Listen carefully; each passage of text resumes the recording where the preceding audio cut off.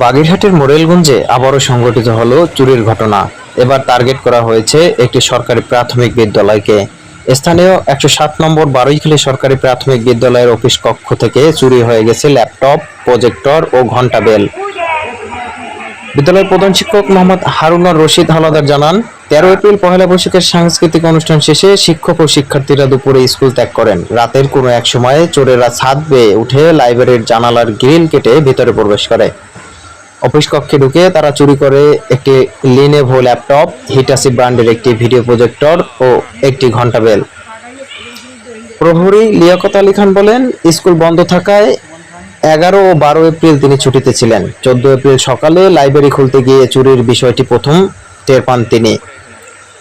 বিদ্যালয় কর্তৃপক্ষ তাৎক্ষণিকভাবে উপজেলা শিক্ষা অফিসারকে বিষয়টি অবহিত করেন এবং মোরেলগঞ্জ থানায় লিখিত অভিযোগ দায়ের করেন। মোরেলগঞ্জ থানার ভারপ্রাপ্ত কর্মকর্তা জানান, অভিযোগ গ্রহণ করা হয়েছে এবং তদন্ত চলছে। প্রাথমিকভাবে কিছু মাদকাসক্ত ব্যক্তির উপর সন্দেহ প্রকাশ করেন প্রহরী লিয়াকত আলী। সরকারি প্রাথমিক বিদ্যালয়ে সক্রিয় পদে নিয়োজিত আছি। এখানে আমি দীর্ঘ 12 বছর যাবৎ কর্মরত আছি। গত 11 তারিখ আমার স্কুল বন্ধ হয়। আমি 2 দিন ছুটি নিই। ছুটি নেওয়ার পরে আমরা 13 তারিখ যখন স্কুলে আসি, ওই দিন আমাদের এখানে ছিল যে পয়লা বৈশাখের অনুষ্ঠান ছিল। পয়লা বৈশাখের অনুষ্ঠান এখানে চিত্রাঙ্কন অনুষ্ঠান হয়েছে। ওই দিন স্কুলে আসি সকালবেলা। আসার পরে স্কুলে এসে লাইব্রেরিতে আমি যখন প্রবেশ করি, লাইব্রেরিতে প্রবেশ করার পরে আমার পিছনের জানলার দেখি দরজা খোলা।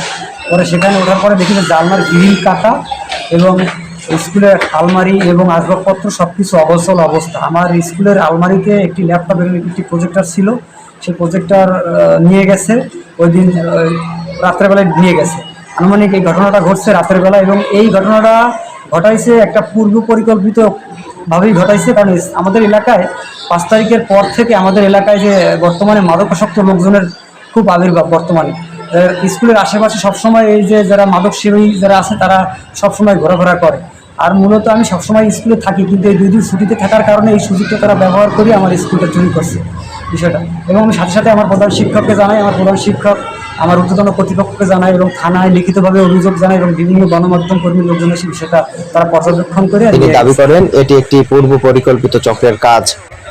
এর আগে 12 এপ্রিল রাতে উপজেলা তথ্য আপা কেন্দ্রের বাথরুমের ভেন্টিলেটর ভেঙে সোলার ব্যাটারি ও স্যানিটারি সামগ্রী চুরি হয়। একই সময়ে উপজেলা কৃষি অফিস, খাদ্য গুদাম ও পৌর শহরের এক মুদি দোকান থেকেও চুরির ঘটনা ঘটেছে। স্থানীয় সূত্রে জানা যায়, গেল মার্চ মাস থেকে চলতি এপ্রিল পর্যন্ত মোরেলগঞ্জ পৌর শহরে একাধিক সরকারি প্রতিষ্ঠানে ধারাবাহিকভাবে চুরির ঘটনা ঘটেছে। পৌরবাসীর অভিযোগ, একের পর এক চুরি এলাকা জুড়ে আতঙ্ক সৃষ্টি করছে।